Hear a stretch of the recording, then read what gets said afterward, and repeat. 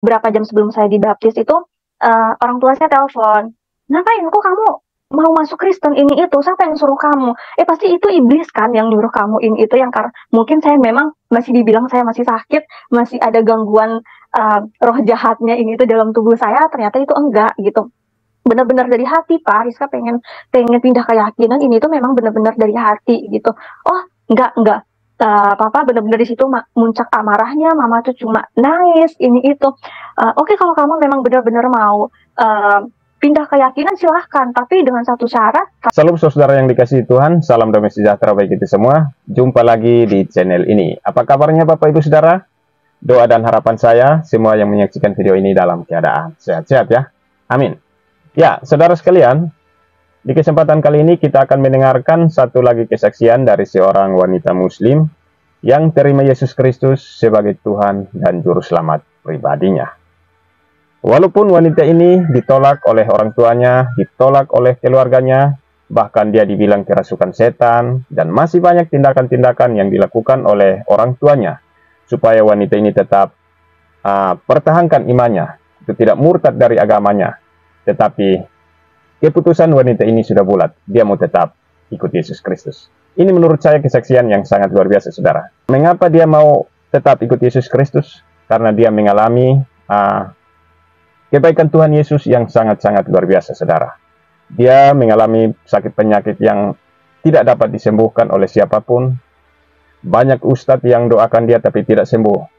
Tetapi sampai di Yesus Kristus menjamah dan sembuhkan dia. Ini menurut saya kesaksian yang sangat-sangat luar biasa, saudara. Jadi mari sama-sama kita menyaksikan kesaksian selengkapnya yang ada berikut ini. Semoga terberkati. Berikut videonya. Saya menceritakan kesaksian saya gimana mujizat Tuhan luar biasa dalam hidup saya, sampai saya mengenal Yesus, sampai saya benar-benar sampai hari ini, detik ini tetap kekeh sama pendirian saya, tetap mengikuti Yesus. Izinkan saya untuk memperkenalkan diri dulu. Nama saya Lisbeth Rizka Afriani, saya asal dari Dimang, tapi sekarang sudah berdomisili di Lombok.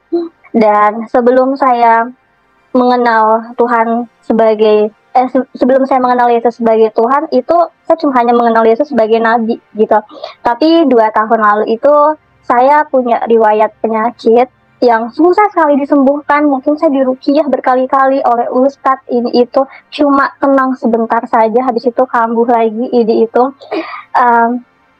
Saya tahun lalu datang ke Lombok itu cuma ingin kursus kecantikan saja, nggak ada niatan sama sekali untuk masuk Kristen ataupun apapun itu, mengenal Tuhan sama sekali itu enggak ada.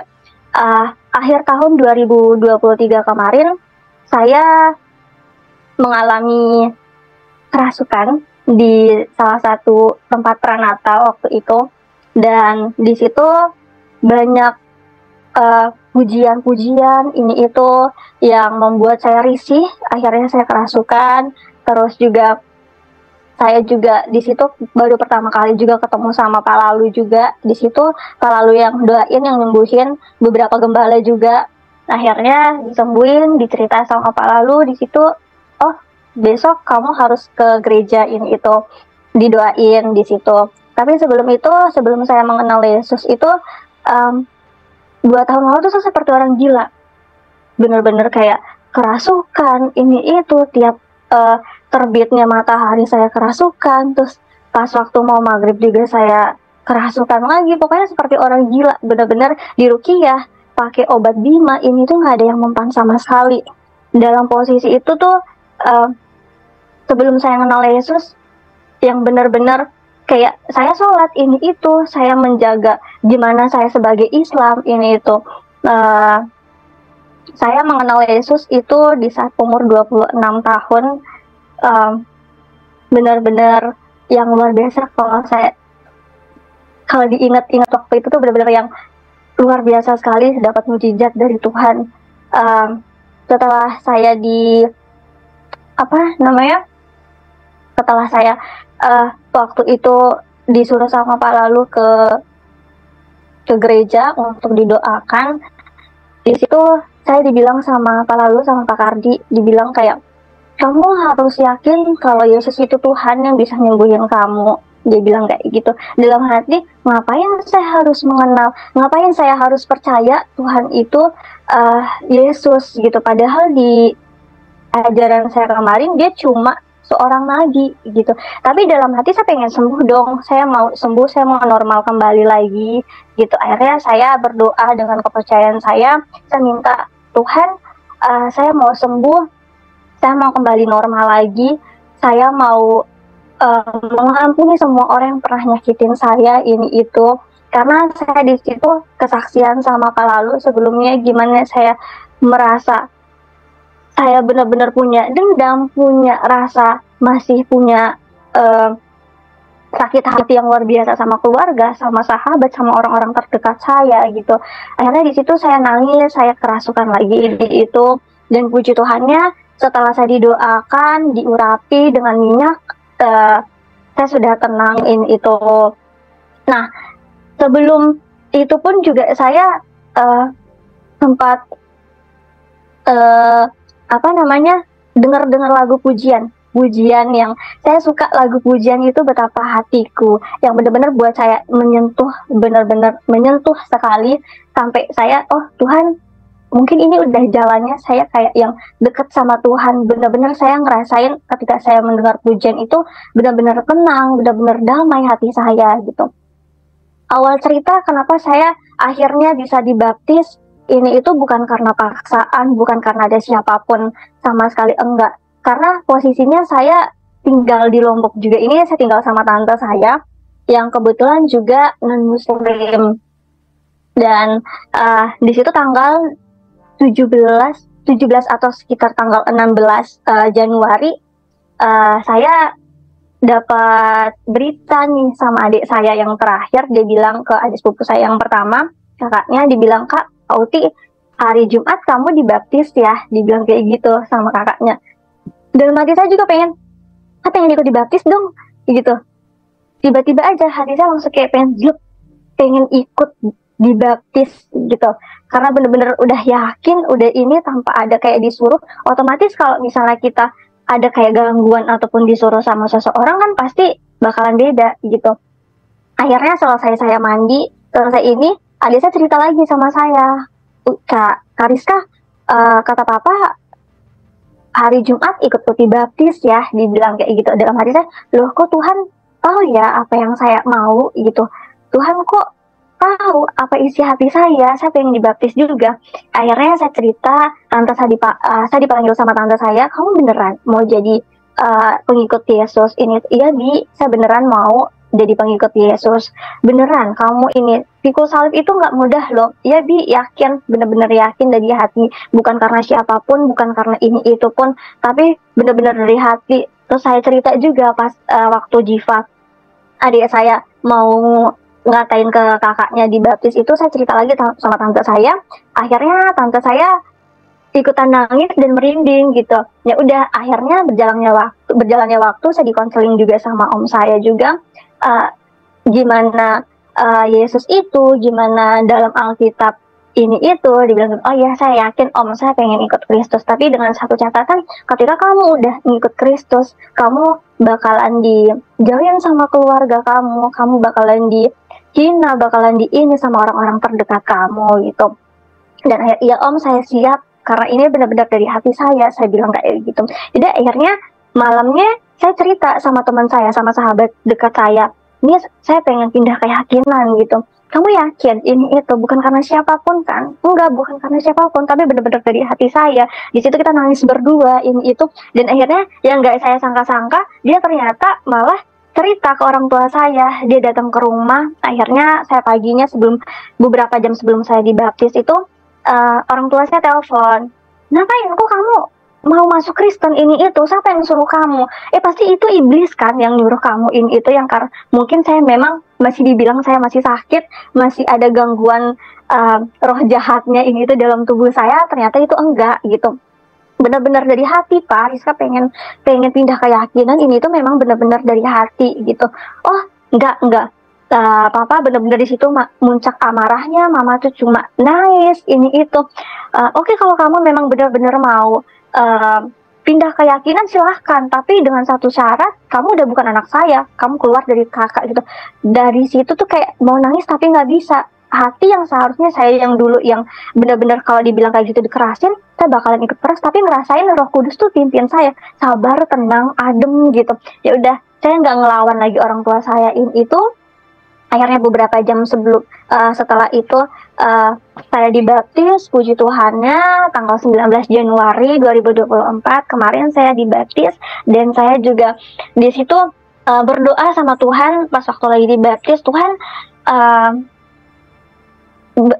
saya mengampuni semua orang yang pernah nyakitin saya melepaskan pengampunan, dan saya juga Tuhan ingin sembuh. Hancurkanlah roh-roh jahat yang ada di dalam tubuh saya, Tuhan. Saya mau sembuh, dan kalau memang saya udah dipulihkan, disembuhkan Tuhan, saya niatkan hidup saya sampai akhir menjadi pengikut-Mu, saya bilang kayak gitu. Akhirnya di situ puji Tuhan, setelah dibaptis saya berasa kayak tubuh saya benar-benar lega, benar-benar kayak tidak ada beban sama sekali, walaupun itu di pikiran masih kayak yang aduh ini pasti bakalan berat nih dialamin, pasti bakalan keluarga bakalan ini itu gitu.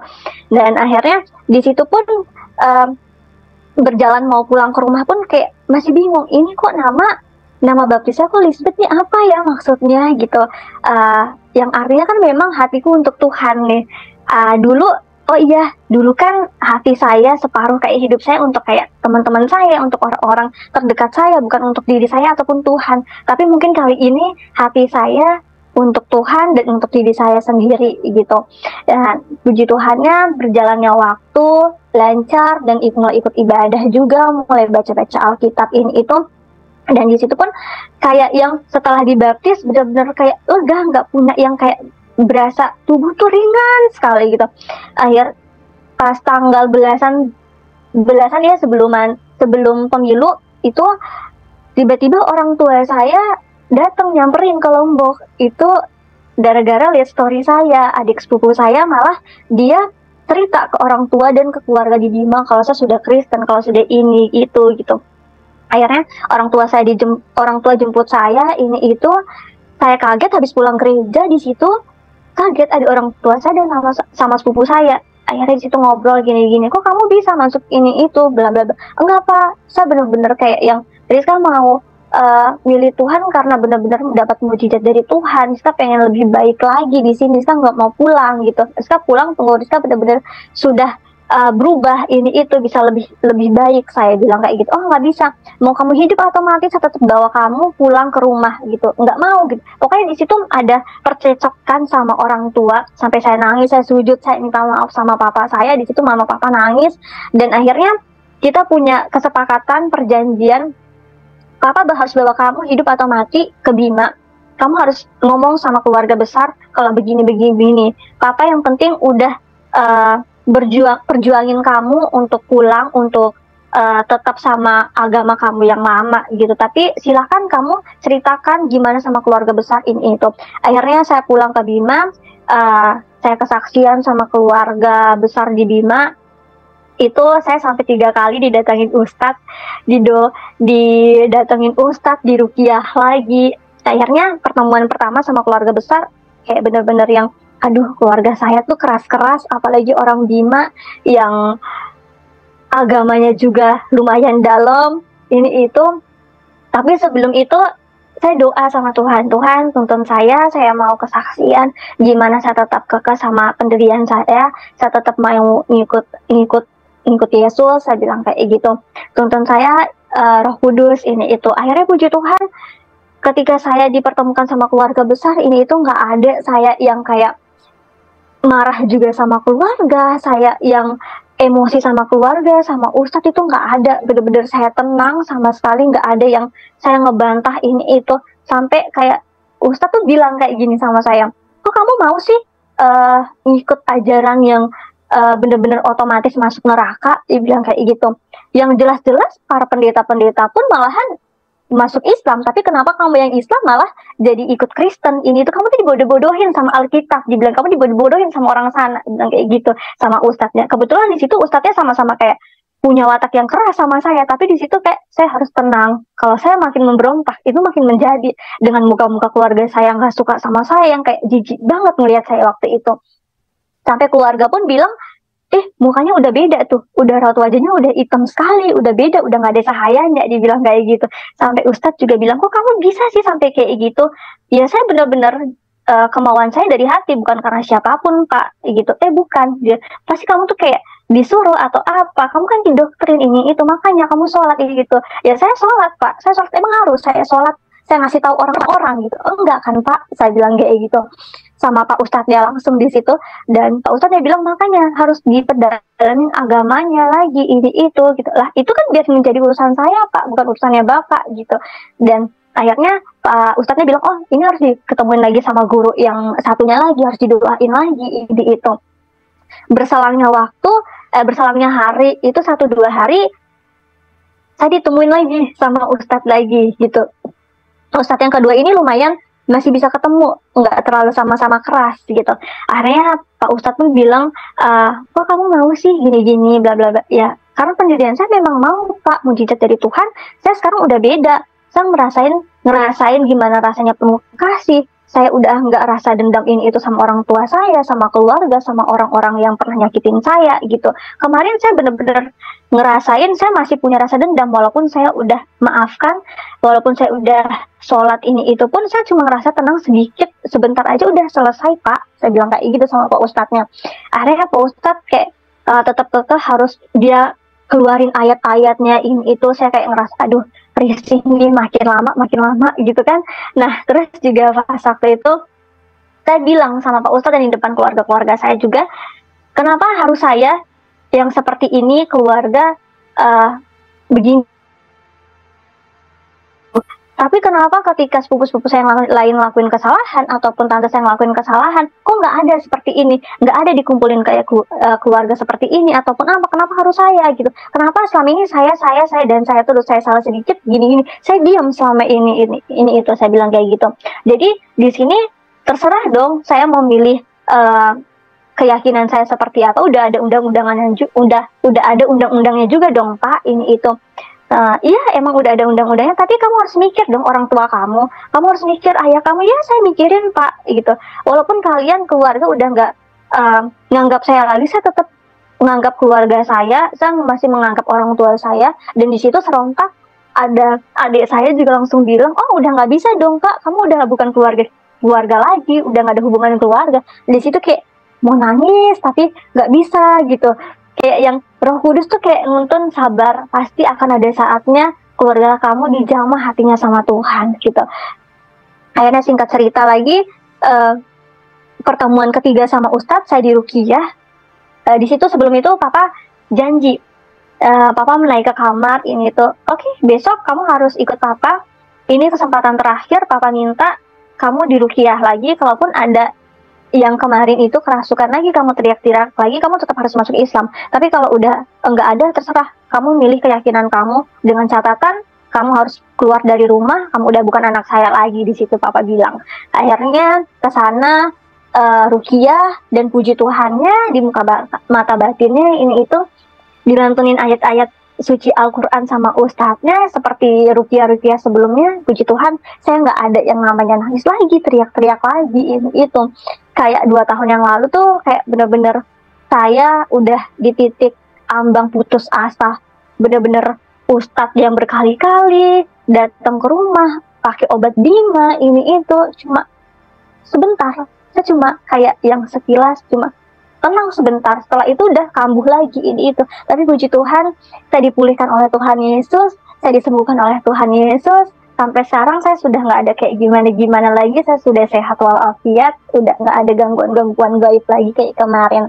Dan puji Tuhannya di situ, sampai saya berantem juga sama istri Ustadz yang kayak, kok kamu mau gini-gini, kamu dibodohin sekali, kamu jadi orang ini itu. Suka-suka saya dong, Bu, sekarang kita fokus memperbaiki diri ya, kita urus dosa masing-masing ini itu. Saya bilang, makasih, saya pulang dulu. Saya langsung bilang kayak gitu.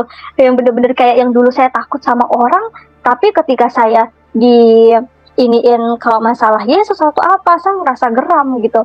Dan puji Tuhannya lagi, pas waktu saya di Bima itu, saya benar-benar kayak pergi gereja tuh sendiri, diam-diam pergi nyari Tuhan sendiri gitu. Dan saya punya keluarga besar baru di Bima, di GBI Rock Bima, yang puji Tuhan yang rangkul di saat saya kehilangan arah. Di sana saya nggak punya siapa-siapa lagi.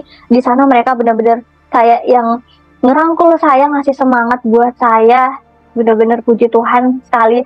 Dan puji Tuhannya saya dapat mujizat dari Tuhan juga. Itu banyak setelah saya mengikuti Yesus, selain saya disembuhkan, saya juga merasa penuh banyak kasih, banyak perubahan, di mana Risa yang dulu keras, ini itu, yang cuma memaafkan, tapi masih tetap ada kayak rasa sesak dalam hati. Tapi sekarang plong, udah benar-benar luar biasa. Dan saya juga sekarang lagi lanjut S2 teologi, puji Tuhannya dapat sponsor dari gereja. Mungkin tanpa dan berkat Pak Lalu juga, Papa Rohani saya mungkin nggak bakalan mengenal Tuhan juga, yang sampai dapat mujizat yang luar biasa dari Tuhan ini itu. Dan luar biasa saya dipertemukan sama orang-orang yang baik, yang hebat. Ketika saya sudah tidak punya siapa-siapa, saya sudah dijauhkan sama teman-teman saya setelah saya mengikuti Yesus, itu Tuhan mengirimkan orang-orang yang luar biasa hebatnya lagi, orang-orang anak-anak Tuhan yang luar biasa yang rangkul ini itu. Di saat juga teman-teman banyak yang menghakimi ini itu, tapi saya puji Tuhan juga mempunyai sahabat yang tidak menghakimi saya sama sekali. Di saat saya memilih keyakinan saya, mereka benar-benar mensupport ini itu. Sampai ada teman saya juga yang bilang setelah melihat saya yang story di sosial media saya, sampai dia bilang, "Kak, saya sampai pengen ikut login loh, lihat kakak sekarang udah bahagia. Saya seneng kakak udah bahagia, lebih bahagia dari kemarin." Dan puji Tuhan, saya bilang, "Puji Tuhan, Dek, ini bukan karena saya juga, tapi ini karena Tuhan, karena Roh Kudus ada dalam hati saya dan ada di dalam tubuh saya sampai bisa kayak sebahagia ini, Dek." Saya bilang kayak gitu. Luar biasa. Dan saya merasa kenapa orang kalau ditanya, "Kenapa kamu masih mau mengikuti Yesus ini itu?" Karena mujizat Tuhan yang luar biasa untuk saya disembuhkan sama Tuhan. Dan ada beberapa yang saya baca di Alkitab juga, dan saya pelajari di sekolah teologi saya kemarin itu, yang benar-benar Yesus itu emang Tuhan. Dan sebelum ada nabi-nabi yang akan datang ini itu pun, sebelum Yesus pun lahir datang ke dunia, itu sudah dibilang akan ada seorang juru selamat Tuhan yang bakalan menebus dosa-dosanya kita ini itu gitu. Jadi luar biasa mujizat Tuhan untuk saya sampai hari ini. Ya. Untuk ya, saya mau cuma berpesan untuk kita semua, setelah apa yang saya alami juga, jangan pernah kita merasa kita sendiri, jangan pernah kita merasa kita tidak punya siapa-siapa ketika kita lagi down, ketika kita lagi punya pergumulan yang luar biasa, ketika kita lagi sakit ini itu. Dan jangan pernah kita datang ke manusia, ke seseorang yang kamu anggap baik, tapi datanglah sama Tuhan. Tuhan gak akan pernah mengecewain kamu. Tapi ketika kamu datang sama seseorang, pasti kamu akan dikecewakan sama seseorang. Buat yang lagi sakit, buat yang lagi berjuang, buat yang semangat terus, dan tetap harus selalu dekat sama Tuhan. Tetap lipat tanganmu, berdoa. Jangan pernah merasa Tuhan tidak adil ini itu. Pasti Tuhan akan jabah doa-doa kita di waktu yang tepat. Ya, saudara sekalian, itulah dia kesaksian yang sangat luar biasa dari wanita muslim ini ya. Jadi, jika Tuhan yang memilih kita dan menetapkan kita jadi pengikutnya, maka tidak ada seorang pun yang mampu menghalanginya. Di dalam Yohanes 15 ayat 16 di sana dikatakan, "Bukan kamu yang memilih aku, tetapi akulah yang memilih kamu. Dan aku telah menetapkan kamu supaya kamu pergi dan menghasilkan buah. Dan buahmu itu tetap, supaya apa yang kamu minta kepada Bapa dalam namaku, diberikannya kepadamu." Jadi sangat jelas ya saudara, jika Tuhan sudah menetapkan dan memilih kita jadi pengikutnya, maka tidak ada seorang pun yang mampu menghalanginya. Mau dari mana asalnya, mau agama apapun, mau suku apapun, itu hak Tuhan. Tuhan tetapkan dan memilih wanita ini jadi pengikutnya untuk memuliakan namanya, untuk meninggikan namanya. Jadi saudara, teruslah bersaksi dan teruslah berbuah dan menjadi berkat bagi banyak orang. Dan biarlah nama Tuhan ditinggikan ya. Ya, Bapak Ibu Saudara sekalian, demikian kesaksian ini. Semoga bermanfaat. Tuhan Yesus memberkati. Shalom.